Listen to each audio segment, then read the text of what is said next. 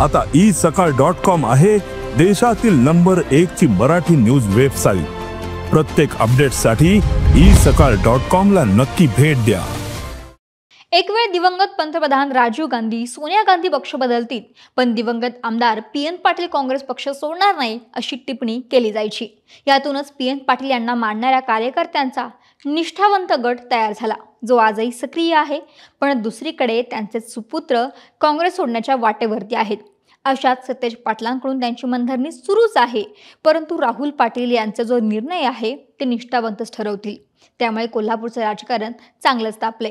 काय घडते कोल्हापुरामध्ये पाहूया त्या व्हिडिओच्या माध्यमातून। नमस्कार, मी अक्षता आणि तुम्ही पाहताय सकाळ।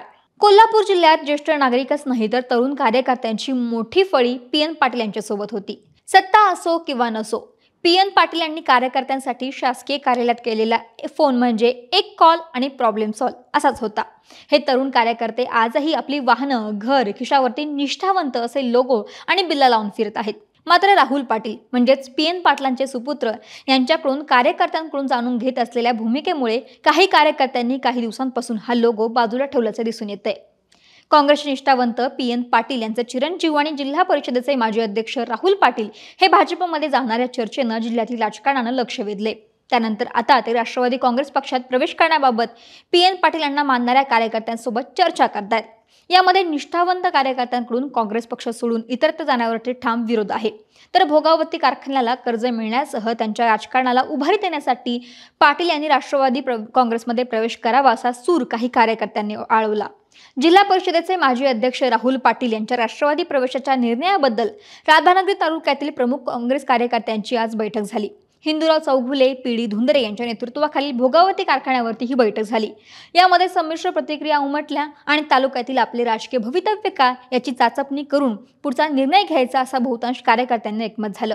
त्यामुळे जिल्हा परिषदेचे माजी अध्यक्ष राहुल पाटील यांच्याकडून राष्ट्रवादी काँग्रेसमध्ये जाण्याच्या भूमिकेवरती निष्ठावंत कार्यकर्ते पी.एन. पाटील गट म्हणूनच सक्रिय राहण्याचा निर्णय घेत असल्याचं चित्र आहे।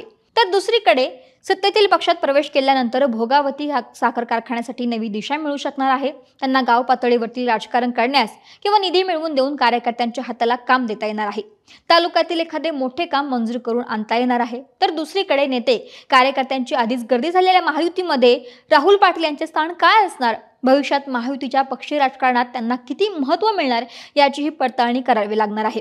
जनमानसातून होणाऱ्या चर्चेला राहुल पाटील सर्वांगीण विचार करतील अशी अपेक्षा ही कार्यकर्त्यांकडून ठेवली जाते। पण राष्ट्रवादीमध्ये गेल्यास राधानगरीमध्ये अडचण होणार यावरती अनेकांची भूमिका ठाम आहे। करवीरमध्ये राष्ट्रवादीमध्ये जाणे जितकं सुलभ आहे तितकंच राधानगरी तालुक्यातील प्रवेशाबाबत अडचणी आहेत। इथे काँग्रेसला राष्ट्रवादी हाच प्रतिस्पर्धी पक्ष असून भविष्यात होणाऱ्या स्थानिक स्वराज्य संस्थांच्या निवडणुकीत जागा वाटपातून मोठी अडचण निर्माण होणार आहे। शेवटी गटातटाच्या अस्तित्वाचाही प्रश्न निर्माण होईल अशा अनेकांनी भूमिका मांडल्यात। त्यामुळे आता राहुल पाटील यांच्या भूमिकेकडे सगळ्यांचे लक्ष लागले। इकडे सतेज पाटील सुद्धा त्यांची मनधरणी करण्याचा सर्वतोपरी प्रयत्न करतायत, परंतु राहुल पाटील यांचा जो निर्णय आहे तो शेवटी निष्ठावंतच घेतील असं चित्र आहे। त्यामुळे काय होतंय हे पाहावं लागेल। महाराष्ट्रातील सर्व बातम्यांचे विश्वासार्ह व्यासपीठ